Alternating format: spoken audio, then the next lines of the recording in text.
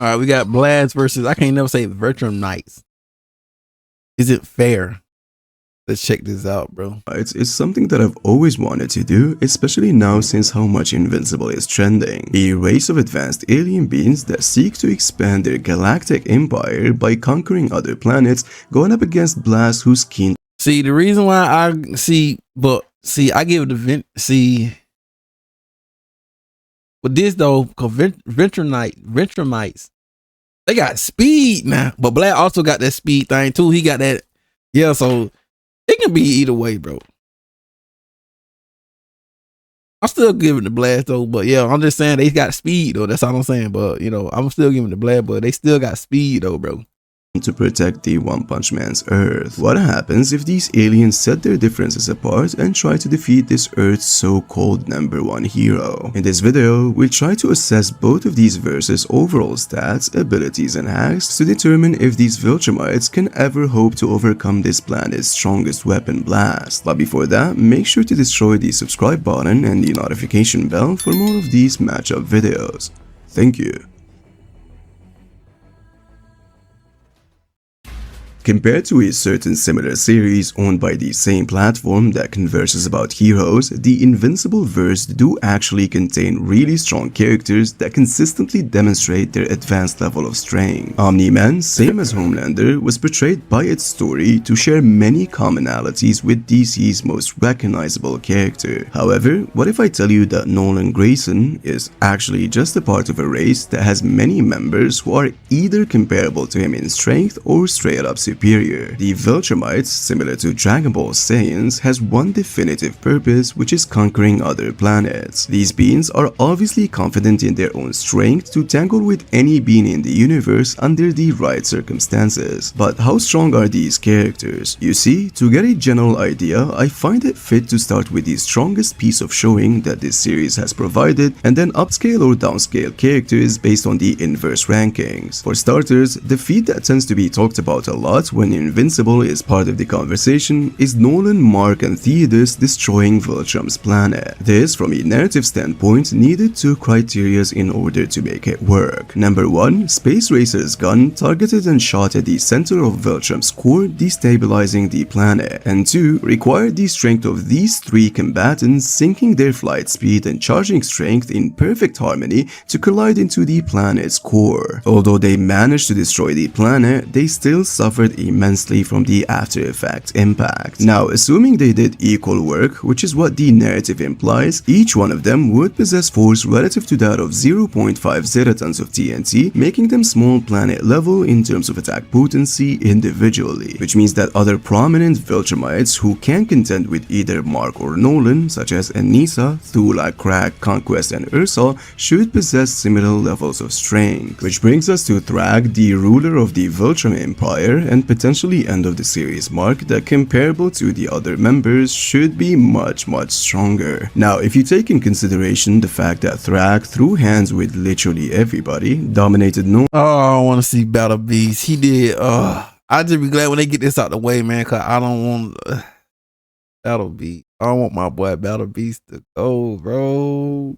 and easily ripped Theodos' head from his shoulder like it's a piece of cake, you may be able to argue that he'd be approaching the planetary levels of strength or slightly above. This would certainly require him to have the strength of roughly 100 Nolans, which makes it hard to believe. But judging of how dominant his reign was and how the story implies him to be a monster above monsters, you can maybe wank him to that degree. Putting him at planetary levels would be fitting for this video. Now, it's very important to understand that the strength of these characters within the Invincible series would certainly cap at this level. However, if you want to use the nerdy route, tangling in buried iffy stuff such as crossovers that comics-wise sometimes imply to be in canon, then Omni-Man was able to stalemate Youngblood's Mean Supreme. You see, according to Suprema, which is a character stated capable of playing kickball with a star, her and Supreme should be on the same league, which makes Omni-Man possibly a star level Viltrumite. However, does that mean the other characters from Invincible would scale to this, with Thrag being much superior? The clear answer would be an absolute no. Reasons being is that characters in crossovers are not the main version of the character, but rather just an alternative version, meaning this is a different version of Omni-Man written by another creator that would scale even above Thrag himself. And for the sake of the gravity of this matchup, we would be including this version of Omni-Man. Now, when talking about speed, it's pretty evident that characters on the level of Omni-Man in the vacuum space would have to operate at thousands of times the speed of light, although it has been implied that their speeds aren't that fast in Earth since they need to hold back, but the show consistently demonstrates that the other relevant Viltrumites can at least keep up with Nolan's flight speed in combat,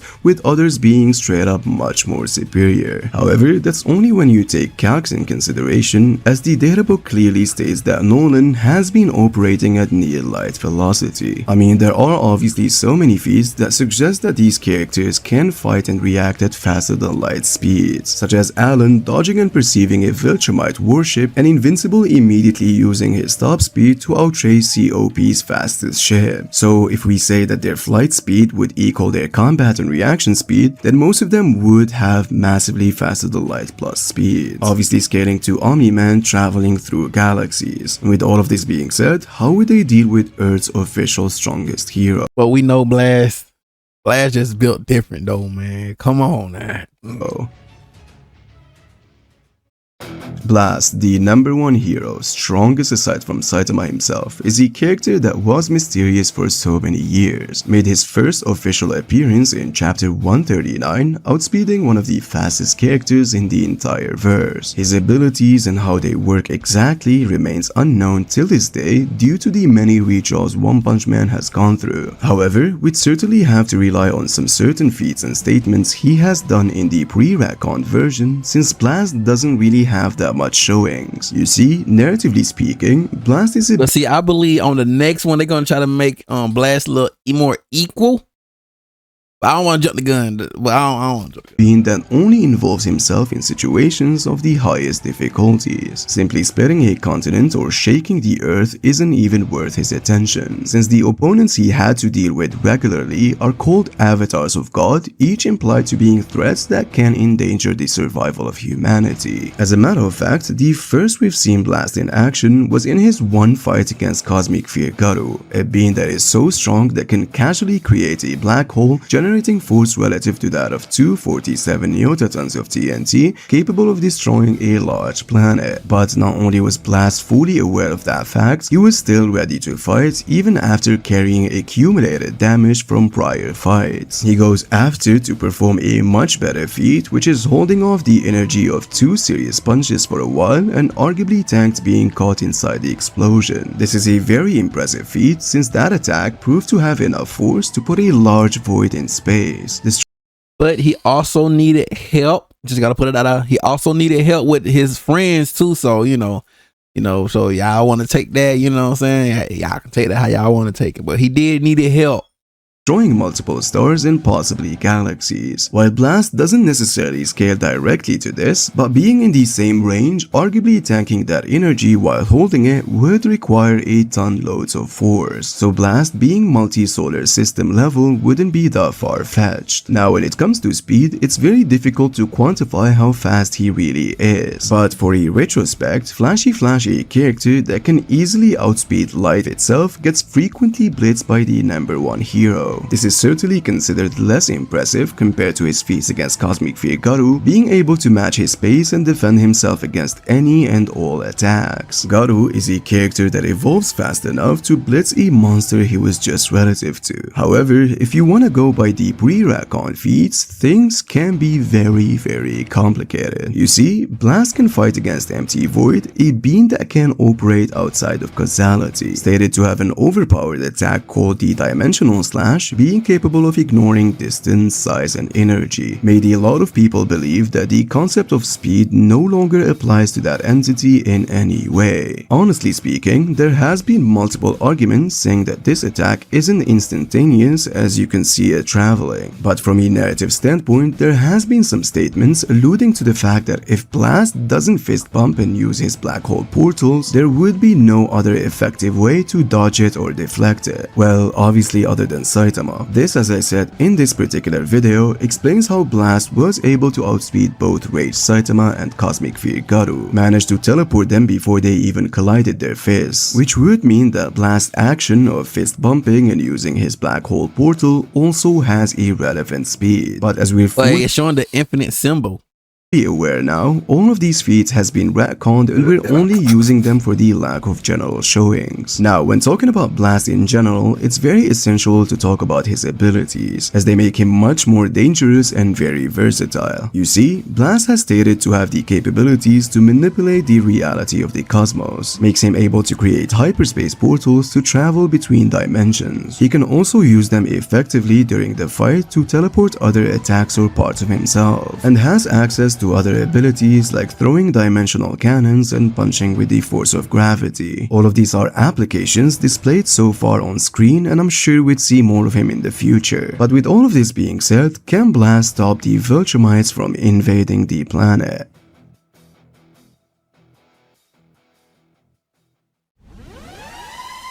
Now, judging from the overall purpose of the Viltrum Empire, which is invading and conquering other planets to expand their reach, paired with how physically strong they are, they would definitely be considered as god-level threats within the One Punch Man verse. With the staggering numbers they have and how strong they generally are, they would definitely be able to pose a huge threat to the One Punch Man planet and be able to give the S-class heroes a run for their money. However, if Blast decided to show up, unlike when Earth had to deal with Boros' invasion, can he by himself handle the strongest Viltrumites? Now, when comparing both of their general stats, you'd be able to conclude that Blast can certainly handle their strength without much of difficulties. The level of power they can exert is oddly similar to what Orochi can generate, extracting energy from the Earth's core, causing a worldwide earthquake. Although this attack is certainly considered as impressive in the One Punch Man verse, it is still something that doesn't require the attention of the #1 hero. As a matter of fact, Blast operates at a high tier even compared to the dominator of the universe Boros, a being that can be comparable to Thrag in terms of destructiveness. Keep in mind that even the strongest Viltrumite is generously given planetary levels of AP by giving him an unreasonable multiplier to Omni-Man, which ultimately means that none of these Viltrumites can manage to hurt Blast. You see, even if you want to include Nolan from the crossover comics, being only star level would still not be able to cut it against a being who can contain the Serious Punch Square energy for a period of time. However, when you take speed in consideration, if Blast's opponents are vastly faster than him, then some of you would say that multiple accumulated planetary to star level hits would eventually be able to hurt him if they do not fatigue in the process. Since if you think that Omni-Man's flight speed equals his reaction and combat speed, then most of these Viltrumites would be able to operate at massively faster than— If they all work together,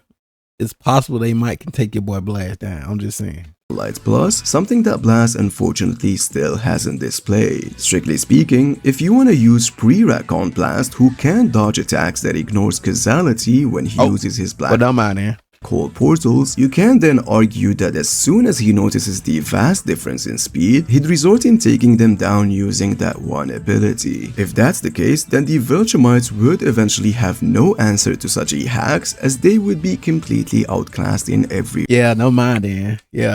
Blast win then.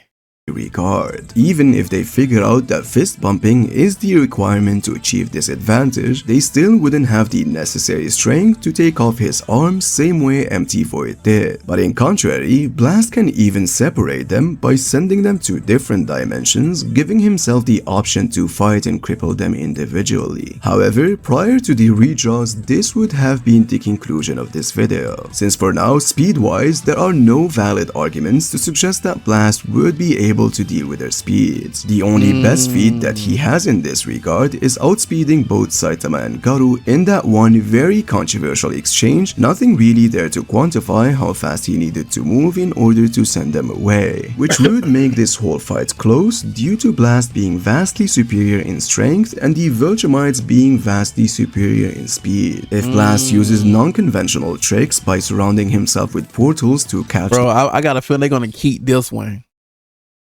But we know we getting the redraw. I believe they're gonna it's possible Marauder might gonna keep this right here. Cause it's like giving us Blast on introduction. You know, introducing himself. That's hard though. Them despite the vast difference in speed, he'd may be able to pull it off, but if he doesn't, this would most unlikely result in a stalemate. Some would say that a Viltrumite like Thrag has fought Battle Beast for days, arguing that he'd have the stamina to keep hitting Blast until he eventually hurts him. However, the vast difference between being planetary and multi-solar system in terms of AP and durability is just so large. Blast has the ultimate option of using BFR, which is battlefield removal. Sending each one of them into different dimensions, trapping them for a long period of time is still considered a win. But listen, if you feel like Blast wouldn't be able to do this due to the vast difference in speed, I'd say sure, that's indeed a huge possibility. But they also wouldn't be able to hurt him either, paired with the fact that Blast still has other ways to win. So no one wins then, really. No one wins. Especially since these guys shouldn't be aware of how his portals work, as we've seen that he can use a portal large enough to teleport himself, Cosmic Fear, Garou, and Saitama. Not to mention that in the pre-recon version, he teleported the entire Hero Association headquarters and it looked like he didn't even break a sweat, which means he would most unlikely be able to use a Grand Portal to send them away despite the difference in speed if they keep attacking him. But nonetheless, as I said before, if you wanna use pre-recon Blast with his ability to teleport even in the face of an attack that can ignore causality, then Blast would be able to eventually win against them. However, if you want to use current Blast against these Viltrumites, then I'd be willing to say that things can be very close. Ultimately, it depends on these factors. Can they eventually hurt him given the necessary time, and can he teleport them despite the difference in speed? Thank you so much for watching, and until next time, please take good care. And there you go, ladies and gentlemen. Yeah, man. I feel like no one wins that, bro. It's not even. It's no one win, bro. No one's win. That's how I see it. We need to see more of Blast. What Blast can do, though. So you already know. Link up in the description. All the good stuff, man. On my every